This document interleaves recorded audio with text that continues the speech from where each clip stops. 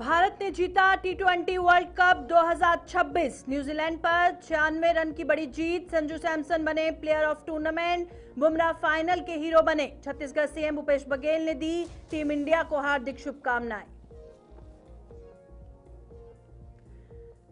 रायपुर में BSS Pranavananda school का मुख्यमंत्री विष्णुदेव साय ने किया दौरा। भारत माता और स्वामी प्रणवानंद की प्रतिमा पर दी श्रद्धांजलि। कल्चरल एंड हेरिटेज म्यूजियम का किया अवलोकन। बीजापुर के अंकित सकनी ने यूपीएससी में 816वीं रैंक पाई। बस्तर और छत्तीसगढ़ का मान बढ़ाया। मुख्यमंत्री विष्णुदेव साय ने वीडियो कॉल से दी बधाई। क्षेत्र और परिवार में खुशी का माहौल। नमस्कार, छत्तीसगढ़ का ये बुलेटिन देख रहे हैं आप और मैं हूं प्रियंका गुप्ता आपके साथ। चलिए शुरुआत करते हैं खबरों की और खबरों में सबसे पहले बात करेंगे छत्तीसगढ़ मुख्यमंत्री विष्णुदेव साय ने भारतीय क्रिकेट टीम की टी20 विश्व कप 2026 में न्यूजीलैंड पर 96 रनों की शानदार जीत को गौरवपूर्ण बताया। उन्होंने खिलाड़ियों को बहुत बहुत बधाई और शुभकामनाएं दी। अहमदाबाद के नरेंद्र मोदी स्टेडियम में सूर्य कुमार यादव की कप्तानी में भारत ने तीसरा टी20 विश्व कप खिताब जीता है। ये तो बड़ा गौरव का विषय है हमारे देश के लिए और हम हमारे खिलाड़ियों को बहुत बहुत बधाई शुभकामना देते हैं। उन्होंने वर्ल्ड कप जीता है और देश का नाम रोशन किया है। रायपुर के वीआईपी रोड स्थित बीएसएस प्रणवानंद स्कूल पहुंचे मुख्यमंत्री विष्णुदेव साय और उन्होंने भारत माता और संस्थापक स्वामी प्रणवानंद की प्रतिमा पर माल्यार्पण किया। इस अवसर पर स्कूल सचिव स्वामी शिवारूपानंद महाराज भी मौजूद रहे और मुख्यमंत्री ने स्कूल के कल्चर एंड हेरिटेज म्यूजियम का अवलोकन किया और वहां संग्रहित सांस्कृतिक व ऐतिहासिक वस्तुओं की जानकारी ली। उन्होंने छात्रों और शिक्षकों द्वारा किए जा रहे शिक्षा एवं सांस्कृतिक कार्यों की सराहना की और कार्यक्रम शिक्षा और सांस्कृतिक जागरूकता को बढ़ावा देने के उद्देश्य से आयोजित किया गया।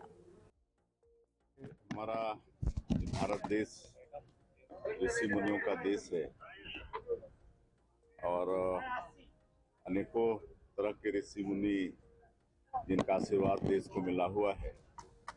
तो एक अलग महिमा ही एक धर्म संस्था है और जिसके गुरु श्री वीरेंद्र महाराज जी, उनका शुभागमन हमारे छत्तीसगढ़ की धरती में हुआ है उड़ीसा से। तो हम वर्षों से अलग महिमा से जुड़े हुए हैं। जब सांसद बने तब से हम जुड़े हुए हैं और हमारे संसदीय क्षेत्र में भी इनका आश्रम है और इतना इनका तपस्या है कि जो संत हैं वो कपड़ा टच नहीं करते हैं, धागा भी टच नहीं करते हैं, पैसा टच नहीं करते हैं, कोई दान दक्षिणा ग्रहण नहीं करते हैं और एक विशेष तरह का पेड़ का जो छाल होता है उसको वस्त्र के रूप में उपयोग करते हैं। तो मानव समाज के हित के लिए ऐसा उनका कठोर तपस्या है। तो आज छत्तीसगढ़ की धरती में उनका स्वागत है। कल से पधारे हैं भी यहाँ पर। यह अनुष्ठान भी उनके माध्यम से होने वाला है। तो उनका आशीर्वाद हमारे छत्तीसगढ़ के ऊपर। बीजापुर जिले के भरमगढ़ विकासखंड के ग्राम गुदमा निवासी अंकित सकनी ने यूपीएससी सिविल सेवा परीक्षा 2025 में 816वीं रैंक हासिल कर बस्तर और छत्तीसगढ़ का मान बढ़ाया।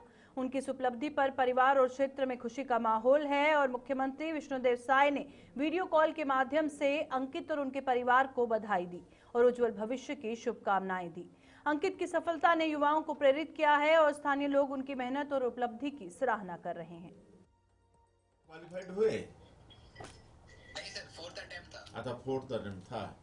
चलिए, आप हार नहीं माने, लगातार प्रयास किए, उसका परिणाम मिला है। बहुत बहुत बधाई, शुभकामनाएं।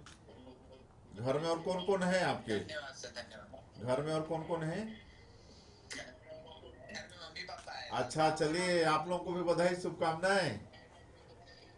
आपका बेटा छत्तीसगढ़ का नाम रोशन किए हैं। बहुत बहुत बधाई, शुभकामनाएं। सुकमा सुकमा कहाँ पर से हैं? अब बीजापुर से। अच्छा अच्छा, चलिए, बहुत बहुत बधाई, शुभकामनाएं। कौन सा रैंक आपका? रैंक कौन सा? सर 816 800, अच्छा चलिए 816 816, चलिए चलिए, जी बहुत अच्छा लग रहा होगा आपको। जी सर। शंकर नगर के विमतारा भवन में बुजुर्गों के चौपाल द्वारा अंतर्राष्ट्रीय महिला दिवस के 115 वर्ष पर नारी शक्ति गौरव सम्मान 2026 आयोजित किया गया। कार्यक्रम में विभिन्न क्षेत्रों में उत्कृष्ट 115 महिलाओं को सम्मानित किया गया, जिसमें दिव्यांग महिलाएं भी शामिल थी। समारोह में महापौर मीनल चौबे, लोकेश कावड़िया, संजय श्रीवास्तव, अमरजीत सिंह छाबड़ा, डॉक्टर वानिक शर्मा, मोना सेन, एआईजी चंचल तिवारी और डॉक्टर ममता साहू उपस्थित रहे। संस्थापक प्रशांत पांडे और अध्यक्ष डॉक्टर आरती उपाध्यक्ष ने कार्यक्रम का नेतृत्व किया। अतिथियों ने कहा कि नारी शक्ति समाज की आधारशिला है और सशक्तिकरण से राष्ट्र की प्रगति सुनिश्चित होती है। श्रीमती सोनिया स्वर्णकर जी। छत्तीसगढ़ में कानून व्यवस्था को लेकर मुख्यमंत्री विष्णुदेव साय ने सख्त रुख अपनाने की बात कही है। उन्होंने कहा कि राज्य सरकार अपराध पर जीरो टॉलरेंस की नीति के तहत काम कर रही है और किसी भी तरह के अपराध को बर्दाश्त नहीं किया जाएगा। हाल ही में सामने आई घटना को लेकर मुख्यमंत्री ने बताया कि मामले का मुख्य आरोपी पुलिस की गिरफ्त में आ चुका है और उससे पूछताछ जारी है। उन्होंने अधिकारियों को निर्देश दिए कि पूरे मामले की निष्पक्ष और गहन जांच की जाए और मुख्यमंत्री ने भरोसा दिलाया कि दोषियों के खिलाफ कड़ी कानूनी कार्रवाई की जाएगी और पीड़ितों को न्याय दिया जाएगा। देखिए, हमारी सरकार जब से आई है, चाहे किसी भी तरह का अपराध हो, उस पर सख्ती से कार्रवाई हो रही है और इसमें भी दोषीदार है वो गिरफ्तार हुआ है, उस पर अपराध पंजीबद्ध हुआ है और उसकी जांच होगी और भी लोग उसमें सम्मिलित होंगे। तो छत्तीसगढ़ विधानसभा में उप मुख्यमंत्री और गृह मंत्री विजय शर्मा ने दुर्ग जिले के अफीम मामले पर पुलिस की त्वरित कार्रवाई का विवरण दिया। उन्होंने बताया कि मुखबिर सूचना मिलने के बाद 6-7 मार्च को छापा मारा गया और भाजपा नेता विनायक तमराकर को निलंबित कर जेल भेज दिया गया। विजय शर्मा ने कहा कि एनडीपीएस एक्ट के तहत ये कार्रवाई पिछली कांग्रेस सरकार की तुलना में काफी बड़ी है। उन्होंने सदन में पुलिस की मुस्तैदी और कानून व्यवस्था बनाए रखने की तत्परता को रेखांकित किया। विषय आया था, अनर्गल आरोप थे, कोशिश थी कि किसी अन्य माध्यम से सत्य को पराजित कर लिया जाए, परंतु बड़ी स्पष्टता के साथ इस विषय को रखा गया है कि ये कब से प्रारंभ हुआ है, ये जांच का विषय है, जांच जारी है, परंतु पकड़ा अभी गया है। पुलिस के मुखबिरों के द्वारा पुलिस को सूचना मिली और पुलिस ने पूरी कार्यवाही की। आपके माध्यम से मैं बड़ी स्पष्टता से इस बात को भी कहना चाहता हूं कि 7 तारीख को जब पुलिस ने वहां पर अंतिम कार्यवाही के लिए पुलिस पहुंची, 6 तारीख के शाम के बाद जगह को संरक्षित करके 7 तारीख को जब पुलिस पहुंची वहां पर, तो न्यायिक मजिस्ट्रेट प्रथम श्रेणी भी साथ में थी, एफएसएल की टीम थी, एनसीबी की टीम थी, राजस्व की टीम थी। सारे लोगों ने जाकर के एक साथ वहां कार्यवाही की और एक साथ ही वो जितने उपलब्ध लोग थे सबको गिरफ्तार किया गया। भाजपा के कार्यकर्ता का विषय आता है, भाजपा का कार्यकर्ता होगा है तो उसको डबल सजा होनी चाहिए, उस पर और सख्ती से कार्रवाई होनी चाहिए। छत्तीसगढ़ के पूर्व मुख्यमंत्री भूपेश बघेल ने दुर्ग में सामने आए अफीम कांड के बाद राज्य में सघन जांच की मांग की है। उन्होंने कहा कि छत्तीसगढ़ की भौगोलिक स्थिति और बड़े वन क्षेत्रों के कारण कई सीमावर्ती इलाकों में अफीम की अवैध खेती की आशंका हो सकती है। निश्चित रूप से जितने फार्म हाउस है अब पूरा सीमावर्ती है, बस्तर से लेके सरगुजा तक और 8 राज्य से घिरा हुआ है हमारा राज्य है। जसपुर से लेके आपके सुकमा तक कहीं भी अफीम की खेती हो सकती है और इसलिए सघन जांच। छत्तीसगढ़ में कथित अवैध अफीम खेती को लेकर सियासत तेज हो गई है। विधानसभा में नेता प्रतिपक्ष चरणदास महंत ने दुर्ग में बीजेपी नेता विनायक तमराकर पर 110 एकड़ में अवैध अफीम की खेती कराने का आरोप लगाया है। उन्होंने कहा कि इस मामले के लिए राज्य सरकार जिम्मेदार है। महंत ने मुख्यमंत्री विष्णुदेव साय पर संरक्षण देने का आरोप लगाते हुए कहा कि प्रदेश में धान उत्पादन कम करने की साजिश रची जा रही है। उन्होंने मांग की कि मामले की निष्पक्ष जांच कर दोषियों पर सख्त कार्रवाई की जाए और सरकार इस मुद्दे पर अपना स्पष्ट रुख बताए। जो अवैधानिक है उसको पिछले 4 साल से खेती करने खुद चंद्राकर जी ने स्वीकार किया और ये असंवैधानिक भी है। इसका मतलब ये है कि प्रशासन के सहयोग से, प्रशासन के इच्छा से और प्रशासन के जानकारी में वहाँ खेती हो रही थी। अंतर्राष्ट्रीय महिला दिवस पर धमतरी में जिला प्रशासन और महिला बाल विकास विभाग ने महतारी वंदन महिला सम्मान उत्सव आयोजित किया। मुख्यमंत्री विष्णुदेव साय ने ग्राम शामतराई की नीतू साहू से बात की, जिन्होंने योजना राशि से बेटियों के भविष्य की बात की है।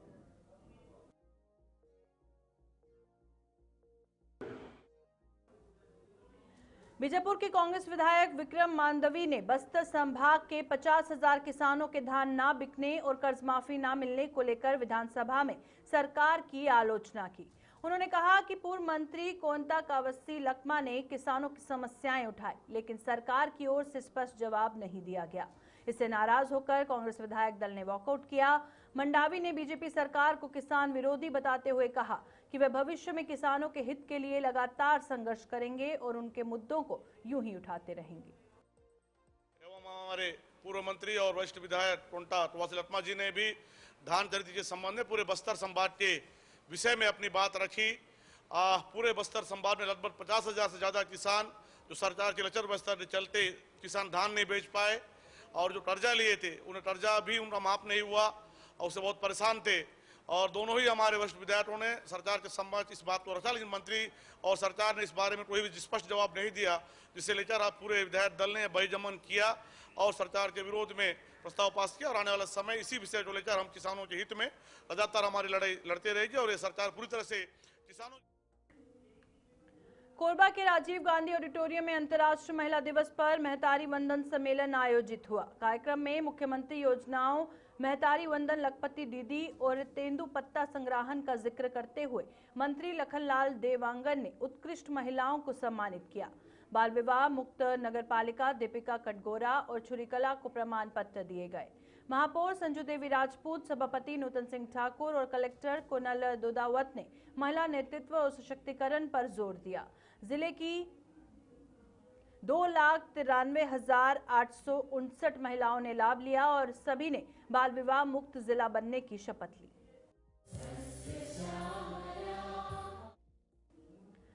कवर्धा की वीर सावरकर भवन में अंतर्राष्ट्रीय महिला दिवस पर महतारी वंदन सम्मेलन का आयोजन हुआ। उप मुख्यमंत्री विजय शर्मा ने कबीरधाम की 2.48 लाख महिलाओं को 24 किश्तों में 563.49 करोड़ रुपए जारी होने की जानकारी दी। मुख्यमंत्री विष्णुदेव साय ने बस्तर में 25वीं किस्त जारी की और शर्मा ने महतारी वंदन योजना को महिला सशक्तिकरण का प्रतीक बताया। सांसद संतोष पांडे और जिला पंचायत अध्यक्ष ईश्वरी साहू ने भी संबोधित किया। कार्यक्रम में गंगोत्री यशोधरा मानिकपुरी, प्रीति सिंह और नई सोच नई राह संस्था को सम्मानित किया गया।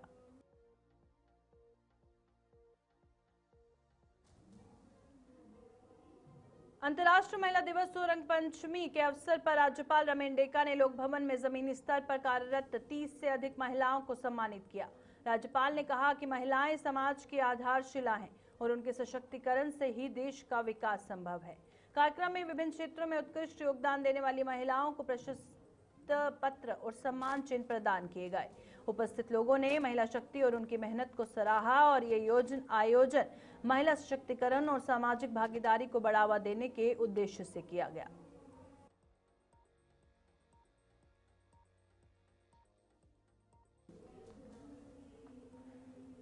कांग्रेस प्रवक्ता धनंजय सिंह ठाकुर ने आरोप लगाया कि बीजेपी विधायक के दबाव में नगर निगम ने साइंस कॉलेज की चौपाटी तोड़ दी, जिससे कई व्यवसायी बेरोजगार हो गए। उनका कहना है कि बाद में बनाई गई नई चौपाटी विवादित स्थान पर है, जहां अवैध गतिविधियां बढ़ गई हैं। ठाकुर के अनुसार वहां शराब और नशीली वस्तुओं की बिक्री हो रही है तथा असामाजिक तत्व सक्रिय हैं। उन्होंने कहा कि पुलिस की मौजूदगी के बावजूद ऐसे काम चल रहे हैं और कांग्रेस ने प्रशासन से मांग की है कि चौपाटी स्थल पर हो रही अवैध गतिविधियों पर तत्काल रोक लगाई जाए और दोषियों के खिलाफ कड़ी कार्रवाई की जाए। विधायक के जीत के चलते ट्रिपल इंजन की सरकार ने सरकारी पैसे से बने साइंस कॉलेज के चौपाटी को तोड़ दिया। चौपाटी में जो व्यवसाय करते थे उनको बेरोजगार कर दिया गया और उन्हें आश्वस्त किया गया था कि उनके लिए चौपाटी बनाया जाएगा। और जहां चौपाटी बनाई गई है वो तो विवादों में है। अब वहां पर जो निर्माण चौपाटी के लिए हुआ है वो असामाजिक तत्वों का डेरा बन गया है। वहां अवैध रूप से शराब बिक रहा है, नशीली वस्तुएं बिक रही है, अवैध कार्य वहां पर हो रहे हैं, अपराधी तत्वों का जमवाड़ा। रायगढ़ पुलिस ने ऑपरेशन प्रहार के तहत बड़ी कार्रवाई करते हुए एक ही दिन 8 अलग-अलग स्थानों पर छापेमारी की। कार्रवाई में करीब 134 टन स्क्रैप मैगजीन मेटल और पायलट गोली लोहा जब्त किया गया। पुलिस ने मौके से 6 ट्रक और एक माजदा वाहन भी कब्जे में लिया और जब्त सामग्री और वाहनों की कुल कीमत करीब 1.15 करोड़ रुपए बताई जा रही है। पुलिस के द्वारा लगातार अवैध रूप से कबाड़ का व्यवसाय करने वालों के विरुद्ध कार्रवाई की जा रही है। इसी क्रम में पुलिस को मुखबिर से सूचना प्राप्त हुई थी कि पूंजी पत्थर के आसपास अवैध रूप से कबाड़ का परिवहन किया जा रहा है तथा मिनी राइस मिल में भी कुछ संदिग्ध मेटल रखे हुए हैं। मुखबिर की सूचना पर से पूंजी पत्थर के अलग अलग स्थानों पर घेराबंदी कर और छत्तीसगढ़ के इस बुलेटिन में फिलहाल इतना ही। दीजिए इजाजत। नमस्कार।